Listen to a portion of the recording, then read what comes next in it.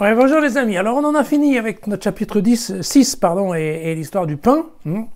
Et nous allons maintenant attaquer le chapitre 10 pour une autre image qui est celle du berger. Voilà.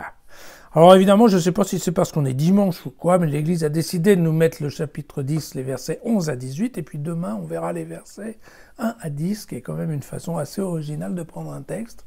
Mais que voulez-vous, c'est comme ça. Je suis le bon berger. Le bon berger se dessaisit de sa vie pour ses brebis. Le mercenaire, qui n'est pas vraiment un berger et à qui les brebis n'appartiennent pas. Voit-il venir le loup, il abandonne les brebis et prend la fuite. Et le loup s'en empare et il les disperse. C'est qu'il est mercenaire et que peu lui importe les brebis. Moi, je suis le bon berger, je connais mes brebis et mes brebis me connaissent comme mon père me connaît et que je connais mon père. Et je me dessaisis de ma vie pour les brebis. J'ai d'autres brebis qui ne sont pas de cet enclos et celles-là aussi. Il faut que je les mène, elles écouteront ma voix et il y aura un seul troupeau et un seul berger. Le Père m'aime parce que je me dessaisis de ma vie pour la reprendre ensuite. Personne ne me l'enlève, mais je m'en dessaisis de moi-même. J'ai le pouvoir de m'en dessaisir et j'ai le pouvoir de la reprendre. Tel est le commandement que j'ai reçu de mon Père. C'est ça. Voilà. Le concept du berger, il est assez bien développé dans l'Ancien Testament. On le trouve plusieurs fois. Et pour être très honnête, l'histoire du bon berger, elle est bien comprise surtout dans le livre d'Ézéchiel au chapitre 34, où Ézéchiel fait une comparaison entre les mauvais bergers, que sont les rois d'Israël, et le bon berger, qui est Dieu, bien entendu. Et, on voit qu'ici, la comparaison est faite plutôt entre Jésus comme le bon berger, ce n'est plus Dieu, c'est Jésus, et le mercenaire. Alors le terme de mercenaire, ça veut dire le professionnel en fait, le berger salarié, voilà. Bon. Qu'on appelait à l'époque le mercenaire et qui correspondait en effet à une activité tout à fait louable au temps de Jésus, c'est-à-dire qu'en effet dans un pays dans lequel il y a beaucoup de troupeaux itinérants, eh bien on a besoin de bergers tout simplement. Voilà. Et donc, bien entendu, cette fois-ci, la différence entre le bon berger et le berger ordinaire, on ne va pas dire le mauvais, c'est qu'en effet, eh bien, le bon berger est prêt à perdre sa vie pour ses brebis.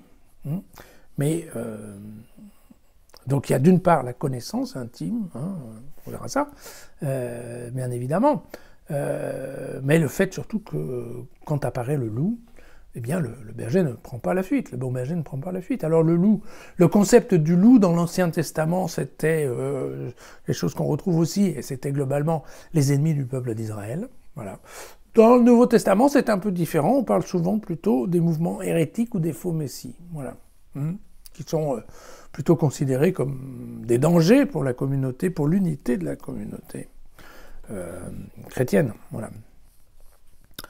Et donc, évidemment, ça fait partie de ces petits sous-entendus qui traînent dans le texte, puisqu'on peut penser qu'effectivement, les hérétiques en question, donc les loups en question, qui viennent, ça pourrait être les fameux gnostiques dont je vous ai parlé hier et qui en effet faisaient leur début dans la communauté de Jean.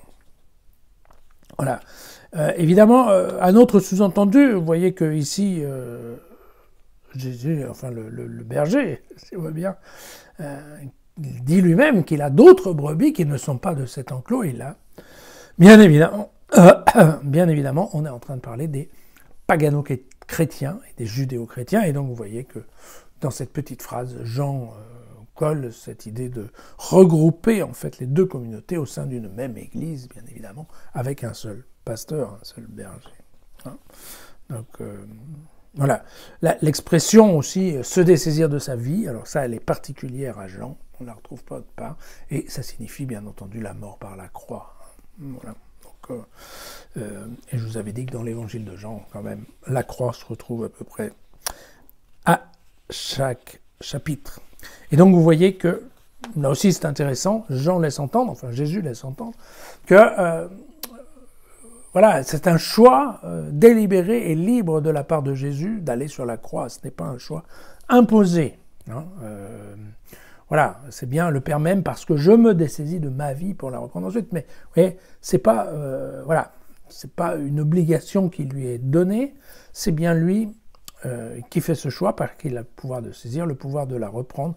C'est évident qu'ici, Jean nous met bien la résurrection, exactement liée à la passion. On est bien d'accord. Ouais, c'est exactement ce sens. Je vous rappelais ce que je vous ai dit hier. La catabase et l'anabase. Nous y sommes. Donc, c'est important cette histoire voilà, de pouvoir de dessaisir et pouvoir reprendre. Pourquoi? Parce que on est juste avant le chapitre 11 et le chapitre 11. C'est celui de Lazare. D'où c'est important cette histoire de pouvoir de reprendre, dessaisir et de reprendre la vie. Voilà. Voilà. Ézéchiel, vous savez, dans ce fameux chapitre 34, laissait entendre que de la qualité du berger dépendait le destin des brebis. Je dois vous dire que c'est le moment où effectivement on commence à parler de la fatigue du pape François. Et quand on voit un peu partout tous ces cinglés qui font un peu n'importe quoi en se disant qu'ils sont animés par une passion de Dieu, je crains qu'Ézéchiel a toujours raison. Voilà. Allez, à demain.